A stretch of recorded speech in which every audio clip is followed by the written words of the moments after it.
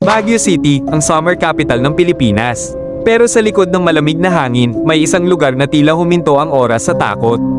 Ang Diplomat Hotel. Sabi nila, ang mga pader dito ay hindi lang semento at bato, kundi mga saksi sa karahasang hindi kayang sikmurain ng isang normal na tao. Тили-тили бом, закрылся скорее.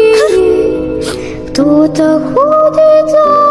Bago ito naging hotel noong 1970s, ito ay ang Dominican Hill Retreat House na itinayo noong 1911. Pero noong World War II, naging kuta ito ng mga sundalong Hapon.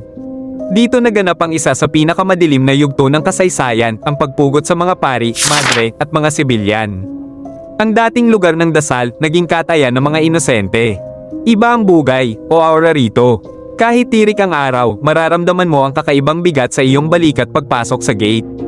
Ang hangin dito ay hindi lang malamig, ito ay nanunuot sa buto na tila may nagbabala sa iyo na lumabas na habang maaga pa.